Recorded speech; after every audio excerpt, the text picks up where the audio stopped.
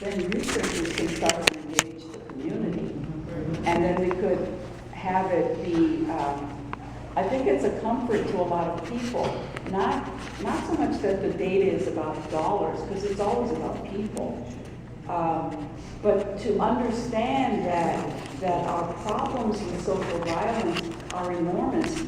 We want to talk about the gangs and what they cost us, but we also need to talk about what government costs us in real terms of force that is used or violence or injuries that take place or reputations of police officers.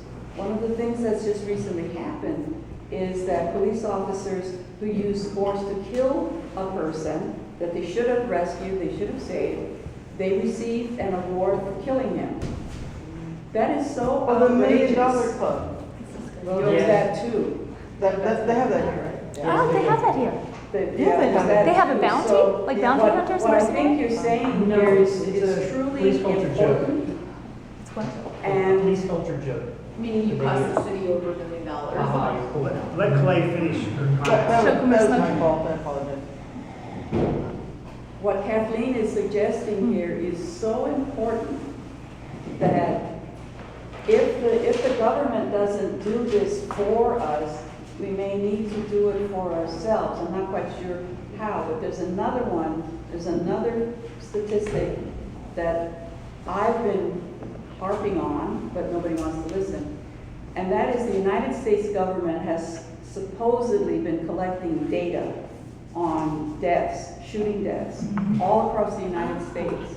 The state of Oregon is supposed to submit all of the officer-involved shootings to the DOJ. The DOJ was supposed to gather all of that. The problem became that the President of the United States had absolutely no idea how much police violence was going on across the United States when Mike Brown was killed. And when all of these videos started coming out, the President had no idea. He had to call a conference. So data may sound boring, it may sound trivial, it may sound square, it may sound wrong-headed, but it is truly important to work.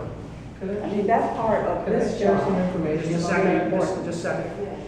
And Katie had her hand up. Oh, I was gonna say, I don't know exactly what this is called, but I think I might have sent it to you also, Tom. There's some kind of initiative the DOJ, like the US DOJ is doing now where any police department can sign up and they'll basically teach you for free, like how to collect your data, how to do this, like they'll even like send people if they need like to train you for free and stuff. So I'm like, I'm like, so yeah, there's a chance to like have somebody do this for free and get us involved. I contacted them last year, but But any police department can sign up to do this for free and have the DOJ help them. So yeah, I don't know why they're not looking at that. No, I already tried that. Okay, the FBI and the DOJ do collect data on officer-involved shootings, but it's only a voluntary opt-in thing, and they only accept certain criteria, mostly justified shootings, okay, ones that the police consider justified.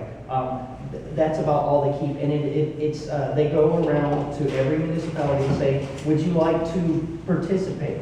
So if you guys could make a recommendation that you want Portland Police Bureau to opt into this federal program, it's by the FBI, okay, and you can use your power to ask for that recommendation, but it is voluntary, and therefore the data isn't very good.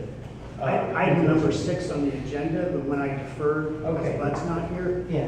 is addressing that very issue. Okay, right on, cool. Well, I just wanted to share that info with you guys. That it's voluntary and you can't opt into it. And they'll even come out and pay. Yeah, like, people the to train FBI you will say to do people it come and out to stuff. do it for you. Like, if you They'll pay don't for have that staff data. who knows how to do it, yeah. You were next. Well, just simple point, those actual officer shootings that are designated suicide because they're being perceived or characterized as suicide by cop, like that recent one up at Good Sam. Michael Johnson.